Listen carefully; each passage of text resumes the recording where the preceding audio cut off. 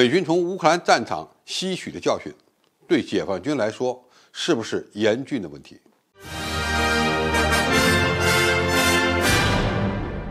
观众朋友，大家好，我是付建少。在俄乌冲突进入1周年之际，兰德智库空军项目战略与条令项目主任和兰德公司陆军研究部副主任联合在《外交事务》杂志上发表文章称，五角大楼在过去的战争中吸取了惨痛的教训，而且可能不得不再次吸取教训。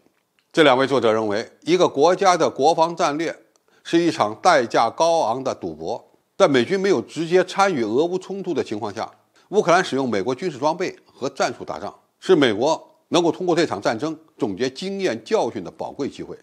俄乌冲突将影响美军未来需要购买哪些武器，甚至如何设定21世纪的大国战争。外国人上一次大规模使用美国装备打仗，还是1973年的以色列与阿拉伯国家联军的战争。尽管以色列最终取得了胜利，以军还是损失了800多辆装甲车和100来架战斗机。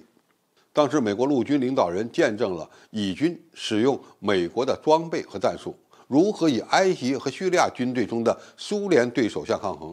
美国军队通过研究战争，制定了空地一体战以及训练方案。此后，美军能够在海湾战争期间以闪电般的速度击败采用苏联装备的伊拉克军队。在俄乌冲突过程中，乌克兰同样大量使用着美国装备，虽然只是一些二线的武器，但是战场的变化仍然触动着美国人的神经。美军需要打一场与当前的俄乌冲突截然不同的战争。兰德智库的专家认为，美军必须面对几个重大的改变。首先，主战坦克的地位正在受到持续质疑。虽然乌克兰想要更多的主战坦克展开反攻，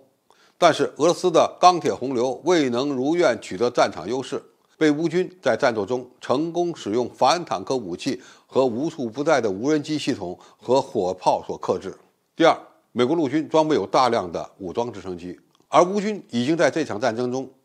击落和击伤了75架左右的俄罗斯直升机，其中包括数十架最先进的型号。如果直升机已经无法适应未来战争，美军又将如何改变现状呢？美国陆军当前计划使用禽转旋翼机替代黑鹰直升机，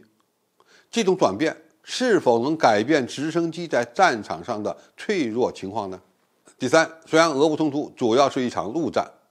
但是同样给美国海军带来了令人不安的问题。俄罗斯的莫斯科号巡洋舰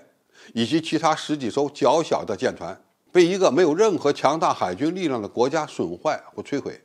这是否意味着大型水面舰艇的生存能力正在受到严重的质疑？相反，乌军在使用较小的无人驾驶船只方面取得的成功表明，这是一种现有海军力量的潜在替代方式。美国人必须认识到，像中国这样的对手对付海上目标的导弹种类和数量之多，远非乌克兰所能比拟。而美军舰艇的防御能力又比俄罗斯能强多少呢？第四，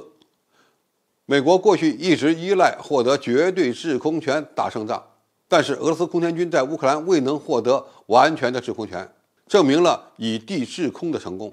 俄乌冲突表明，弱势一方的空中力量在敌方导弹的射程内运作不是必死无疑。相比较而言，中国这样的对手在地面防空力量的建设上同样远非乌克兰所能比拟。这就带来了一个大问题，美军将如何在大国战争中获得制空权？第五，这场战争凸显了无人机在陆海空现代作战中日益重要的地位。目前，有人驾驶飞机在争夺乌克兰上空的战斗中已经退居二线，而在俄乌都大量使用无人机的时候，大型无人机相对脆弱，大量使用一些商用无人机非常特别，美国对此呢也没有做好准备。第六，一场大规模战争需要有大量的弹药库存和强大的国防工业，整个北约国家都没有能力供应乌克兰作战所需要的炮弹。俄罗斯军队的火炮使用量也在下降，同样证明了国防工业生产能力的重要性。那么，美国人思考的这些问题，对中国而言是不是问题呢？当然都是问题，只不过有些问题是中国的强项，有些问题几乎无解。比如，中国拥有全球最强大的工业基础，那么我们的战争潜力也就更大。中国在商用无人机领域也处于世界领先地位，但是面对未来的坦克要怎么发展，直升机要怎么用，估计呢，我们的军队也需要思考。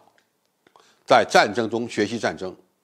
美军和解放军都是善于学习的军队，谁能够更适应未来战争，还要看未来几年内装备技术的发展以及军队的改革成果。好，今天评述就到这里，谢谢大家收看，我们下期再见。